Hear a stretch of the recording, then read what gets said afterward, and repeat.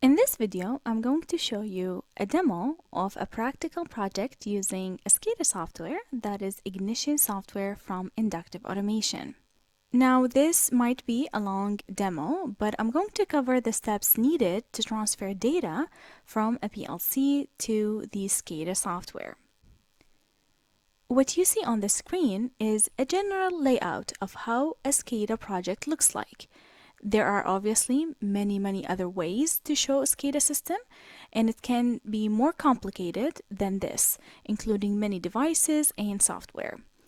But for the purpose of this video, I'm going to cover this simple project to show you the idea of a SCADA system.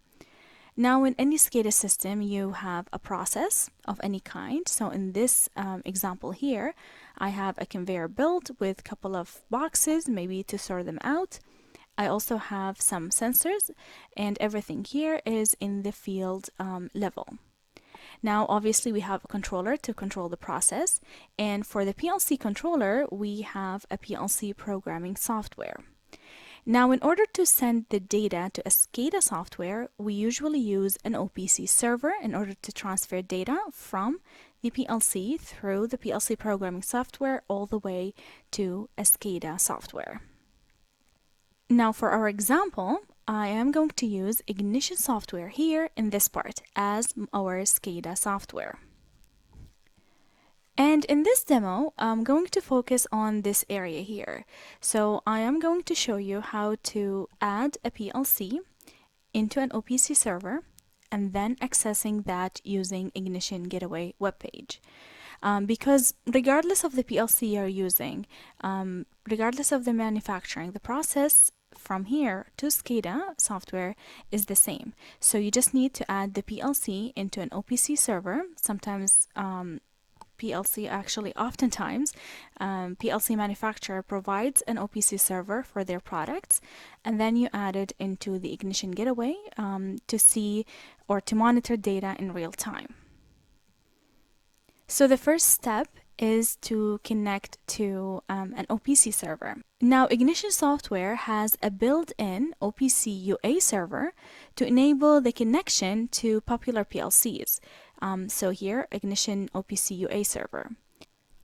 And Ignition software also connect to a third-party OPC UA server or OPC DA server to make it possible to connect to any PLC in the market. And this is what I'm going to do, is I'm going to use a third-party OPC UA server. For our example, I'm going to use KEPServerEX OPC server. You can download KEPServer from this website. I will leave the link in the description box below. And let me know in the comment if you want a demo on how to download and install KEPServer OPC server. I can also make a separate video on that. And for this demo as well, I'm going to use a Micro 850 PLC simulator from Allen Bradley using Connected Components Workbench Software. I have the simulator PLC from Connected Components Workbench Software, and I'm using the same example that I covered in a previous video. So I need to click on the power on and download the program into this simulator PLC. So now I have the program downloaded into the simulator PLC. The next step is connecting that to KEPServer. Now, to access KEPServer, you can go here and then right click and then choose configuration. So the first thing I need to do is I need to add another channel to include that simulator PLC. So I go to connectivity, right click, and then choose a new channel. Since I'm using Allen Bradley Micro 850, so I need to choose Allen Bradley Micro 800 Ethernet, and then click next. This is channel 2, so I'll leave the name as it is, and then you basically just click on next. Now for the network adapter, you need to select the one you're using, the simulator PLC. So I'm going to grab back the window for the simulator PLC. And you see here that I'm choosing the same IP address. So I'll go back here, click OK, and then click Next. And then I'll click Next for the next few windows. Alright, so now I have a channel for Micro 800 PLCs, and then I need to add a device. So let's go with Micro 850 Simulator PLC. Click Next. Now for the IP address or host ID, I need to add the IP address of the simulator PLC. So it's 192.168.150. Then click Next. Then Next. Basically next for the next few windows. And here I have the ID, the name, and the name for this device, and click Finish.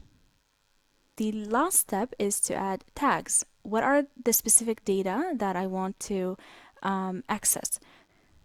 So going back to the software, you see that if I click on Run here, now if I choose this input, then this output is on according to the ladder logic that I have. So let's say, for example, I'm interested in monitoring this output. The address is IOEM-DO01. So I need to copy that and add it into the OPC server. So for this one, let's say this is the output that I'm interested in. And then the address is the one that I got from the PLC simulator. The data type is Boolean. And then you click OK. Now I want to show you the data type and the address in the Connected Component Workbench software to confirm that this is the address and this is the data type of this specific tag that I'm interested in. So once you go back to Connected Component Workbench software, if you click on Controller Variables, you see this is the address that I just copied and pasted there in the tags. It is an output and the data type is Boolean. So if I go back to our demonstration here, so this part is already done. Now I need to finish off and add the tags in the KEPServer server into Ignition Getaway web page. Now go to Ignition Getaway web page and obviously log in, and then go to Configure here, scroll down until you find OPC connections. Now here I have a couple of the OPC servers that I used in previous projects. I need to create a new one for this KEPServer server. Now I'm currently using an OPC UA from KEPServer server, so I'm going to select the first one and click Next. Now in order to get the endpoint URL of the OPC server, you go back here, right-click on the icon, and then select OPC UA configuration. Now for the OPC UA configuration of KEPServer server, this is the URL that you need to copy and paste it in the Ignition software. So it is an opc.tcp and then 127.001:49320. So you have this same endpoint URL. You're basically telling Ignition software that I want you to connect to this OPC UA server. Click Next. And then it confirms that this is a KEPServer server at this laptop. Next. I'm going to use the default settings, so I'll go Next. The other ones are just have different encryptions, but for demo purposes, I'm going to use the first one. And then click on Finish. And then scroll down, click on Create New OPC Connection. Now, once you successfully add it, you can see that for the KEPServer here, the status is connected. So we have successfully added the OPC server into Ignition software. Now, in order to make sure that I get the data, so go back here and then select OPC Quick Client. And here I'm going to actually check the tags from our PLC.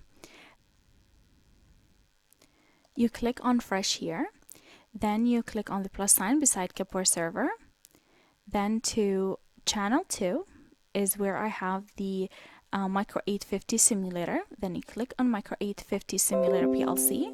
And once you actually click on this, you can see this window from KEPServer because you have a limited time to access the data. And then I'm interested in accessing the tag in the output, and you click on Subscribe. Now what you see here is actually similar to what you have in KEPServer. So here, this is KEPServer window. You have channel 2, Micro 850, and this is the tag that I'm interested in. Now this here, you can see that this is the server, this is the address, and this is the value. It says false. So here I'm going to grab back the Micro 850 simulator. I'm going to click on Run, click OK, and then once I click on the input here, you see the output is on and the status, the value of this tag is actually on. So I was able to transfer data from this PLC into an OPC server using KEPServer, and then finally to Ignition software by adding that into the OPC connection. Alright, so now we have added the tag into Ignition webpage, and we can also use it to access it in Ignition Designer. I'm going to create another demo for you to be able to add the tag into Ignition Designer to create an HMI. But for this video, I thought I would just show you these steps of connecting Connected Components PLC into KEPServer and then to Ignition software. Now I want to show you, for example, if you actually don't see the value, if for somehow you could not see the tag in Ignition software, I want you to check two things. The first one is you go to KEPServer, right click, and then choose OPC UA configuration. And then here in the OPC UA configuration, click on Trusted Clients and make sure that the Ignition OPC UA client is accepted. I currently have it accepted, but you would have something called Trusted. You click and make sure that the Ignition OPC UA client is trusted by KEPServer. The second thing that I want you to check is you go to Ignition software, you scroll down, and then you go to OPC UA security. And then here as well, you need to accept that client certificate. So I currently have it in the trusted certificate, but if you have it down here, you need to click on trust in order to trust anything coming from KEPServer. So these are the two things that you need to do if you don't see the tags appear in Ignition software. So for example, I'll go back here to the OPC connection. If you see KEPServer and then you see faulted, it's not connected, then you need to check these two things: the certificate in Ignition software and the certificate or trusted client in KEPServer. So going back to our layout, we have successfully added data from Micro 850 PLC into KEPServer, and then we were able to access that specific tag in Ignition Getaway webpage. Now obviously I can use it to later on to add it to Ignition Designer, but for this one I thought this step is good for one video demo. And I always like to refer viewers to the current course that I have, Learn SCADA, where I go through more details about SCADA software. So I go through understanding SCADA system, then going through OPC, what is the OPC mechanism, OPC UA and OPC DA. And then I introduce Ignition SCADA software, which is Ignition Getaway and Ignition Designer. And then I have a project where you can create an HMI to monitor process in real time, and I will show you this example of filling a water tank and show the status in the HMI. I will leave the link to this course in the description box below. And as always, thank you so much for watching, and please like and subscribe to my channel, and I will see you next time.